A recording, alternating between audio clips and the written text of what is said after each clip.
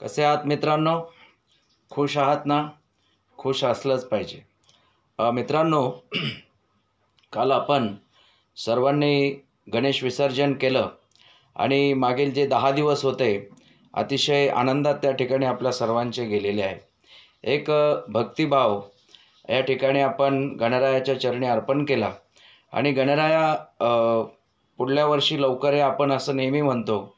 पण गणराया कुठे नाही आहे, गणराया सतत आपल्याबरोबर आहे आणि हा विघ्नहर्ता या ठिकाणी आपण एक अतिशय चांगल्या प्रकारचा भक्तिभाव जपला आणि 10 दिवसामध्ये एक नवचैतन्य त्या ठिकाणी निर्माण झालं.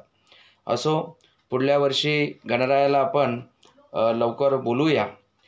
आणि मित्रांनो, आज असाच एक विषय आहे जो आता आपण नेहमी त्या विषयाच्या संदर्भामध्ये म्हणजे मेन विषयाच्या संदर्भामध्ये या ठिकाणी आपण आलेलो आहोत. उद्यापासून भारत आणि बांगलादेश दरम्यान पहिला कसोटी सामना त्या ठिकाणी सुरू होतोय चेन्नईला. मित्रांनो, आता अनेक आपल्या प्रेक्षकांना वाटेल की भारत बांगलादेश कसोटी सामना आहे, त्यात काय भारत सहज जिंकेल. मी पॉज घेतला. याचं कारण असं आहे की ते एवढं सोपं नाही आहे. याच बांगलादेशने पाकिस्तानमध्ये जाऊन 2-0 हरवलेलं आहे. आता तेव्हा कोणी म्हटलं होतं का की बांगलादेशची टीम पाकिस्तानला हरू शकते, पण ते त्यांनी केलं. मित्रांनो, आपण बार्बाडोसमध्ये, वेस्ट इंडिजमध्ये, दक्षिण आफ्रिकेला 20 फायनलमध्ये वर्ल्ड कपच्या पराभूत केलं. त्यानंतर सूर्यकुमार यादवच्या नेतृत्वाखाली श्रीलंकेमध्ये आपण 20 सिरीज 3-0 जिंकली आणि त्यानंतर जी काही वन डे सिरीज झाली त्यातील पहिला सामना श्रीलंकेविरुद्धचा टाय झाला. त्याच्यानंतर 2 मॅचेस होत्या. आपली सुरुवात खूप चांगली झाली होती, आपण चेसिंग करत होतो, पण आपल्या सुरुवातीच्या 1-2 विकेट्स गेल्यानंतर मधल्या फळीने आणि शेवट जे काही बॅट्समन आहे त्यांना ती धावसंख्या करता आली नाही. म्हणजे एक असं आहे की टर्निंग ट्रॅक असणाऱ्या पिचवर आपलेसुद्धा बॅट्समन तिकडे लवकर बाद होऊ शकतात. आणि आपल्याकडे काय परिस्थिती आहे की टेस्ट मॅचमध्ये आपल्या भारतीय खेळपट्ट्यांवर म्हणजे जसं की IPL सुरू झालं, 450-500 धावा यासुद्धा म्हणजे काही त्या ठिकाणी त्या टीम जिंकू शकते असं काही नाही आहे. आपल्याकडे अशी परिस्थिती आहे की किमान डावामध्ये 550-600 धावा या ठिकाणी एका टीमने करणं गरजेचं असतं टेस्टमध्ये. आणि जर फारच खेळपट्टी ही फिरकीला साथ देणारी असेल तर मग ते 350-400 धावा या निर्णायक ठरतात. तर अर्थात आपल्या बॅट्समनना खूप जबाबदारीनं बॅटिंग करावी लागणार आहे, कारण बांगलादेशचं मेहदी हसन आहे, शाकिब उल हसन आहे आणि हे दोन्ही जे स्पिनर आहेत ते वर्ल्ड क्लास स्पिनर आहेत. ते कुठल्याही खेळपट्टीवर विकेट काढू शकतात. त्यामुळे मला भारतीय बॉलिंगची चिंता वाटत नाही आहे. जसप्रीत बुमराह आहे, अक्षर पटेल आहे, रविचंद्रन अश्विन आहे, मोहम्मद सिराज आहे, रवींद्र जडेजा आहे. पण आपली बॅटिंगसुद्धा त्याच लाईननं होणं गरजेचं आहे. आपल्या सुरुवातीच्या बॅटिंग लाईनअपमध्ये मला असं वाटतं की रोहित शर्माचा प्रॉब्लेम नाही आहे, तो चांगली बॅटिंग करतो आहे. विराट कोहली पण टेस्टमध्ये चांगला खेळतो आहे.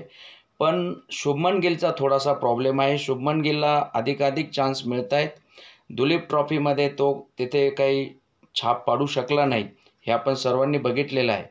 आणि त्याला संधी मिळते, तो निश्चित त्या संधीचं सोनं करेल असं मला वाटतं. तो विराट कोहली, रोहित शर्मा, KL राहुल यांच्या तालमीत तयार झालेला फलंदाज आहे.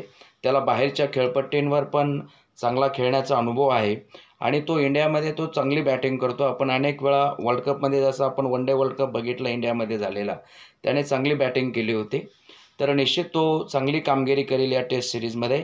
आणि वर्ल्ड टेस्ट चॅम्पियनशिपच्या जी काही फायनल आहे पुढे, त्या फायनलमध्ये जाण्यासाठी आपल्याला ही टेस्ट सिरीज खूप महत्त्वाची आहे. त्यामुळे आपल्याला खूप सावध पवित्रानं आपल्या खेळाडूंना खेळावं लागेल. मला असं वाटतं की ऋषभ पंत आल्यामुळे जी काही आपली म्हणजे डेथमध्ये जी बॅटिंग आहे ती खालच्या खेळाडूंना घेऊन त्या ठिकाणी धावा करणं, जसं की पूर्वी VS लक्ष्मण, महेंद्रसिंग धोनी, राहुल द्रविड हे त्या पद्धतीची बॅटिंग त्या ठिकाणी करत होते. तर रिषभ पंतकडे ती क्षमता नक्कीच आहे. आपल्याला माहीत आहे की ऑस्ट्रेलियामध्ये आपण जेव्हा 2021ला टेस्ट सिरीज जिंकले, तेव्हा रिषभ पंतची ही जी बॅटिंग होती ती आपल्याला निर्णायक ठरली. तेव्हा रिषभ पंतचं असणं हे आपल्यासाठी खूप फायदेशीर आहे. आणि एक ऑलराऊंडर म्हणून मी अक्षर पटेलला अधिक संधी देऊ इच्छितो. याचं कारण असं आहे की अक्षर पटेल गरज असेल तेव्हा बॅटिंग पण चांगली करतो, बॉलिंग तर इव्हन तो चांगलीच करतो. आणि रविचंद्रन अश्विन आहे त्याच्या जोडीला. आता आपलं टीम सिलेक्शन कसं आहे त्याच्यावर बरंच काही अवलंबून आहे. याचं कारण असं आहे की आता रवींद्र जडेजाला खेळवायचं म्हटल्यावर, रविचंद्रन अश्विनला पण खेळवायचं म्हटल्यावर आणि मग त्याच्या जोडीला अक्षर पटेल, हे 3 स्पिनर आणि 2 फास्टर. मग 2 फास्टर कोण असेल तर असतं अर्थात जसप्रीत बुमराह तर आहेच, त्याच्या जोडीला मोहम्मद सिराज. म्हणजे अशी 5 बॉलर्स आपले हे पक्के आहेत की जे त्या ठिकाणी बांगलादेशचे जे लाईनअप आहे ते त्यांना बाद करू शकतात, त्या खेळाडूंना बाद करू शकतात. तर निश्चित उद्यापासून या चेन्नईची जी काही टेस्ट आहे, जी उद्यापासून सुरू होत आहे, 2 टेस्ट मॅचची ही सिरीज आहे आणि नक्कीच आपल्याला वर्ल्ड टेस्ट चॅम्पियनशिपच्या फायनलमध्ये जाण्याच्या दृष्टिकोनातून ही टेस्ट सिरीज खूप महत्त्वाची आहे. मित्रांनो, आपण क्रिकेट संदर्भात आता मॅच उद्यापासून सुरू होत आहे, तर आपण टेस्टच्या संदर्भात बोलणारच आहोत रोज. आणि दुसरी महत्त्वाची गोष्ट, तर आपण अजूनही माझ्या चॅनलला सबस्क्राईब केलं नसेल तर प्लीज विनंती आहे की आपण सबस्क्राईब करा आणि लाईक करा. आणि आपल्याला जर व्हिडिओ आवडला तर कमेंट बॉक्समध्ये जाऊन निश्चित कमेंट करा. पुन्हा भेटूया अर्थात दुसऱ्या दिवशी मॅचच्या. आणि तोपर्यंत धन्यवाद.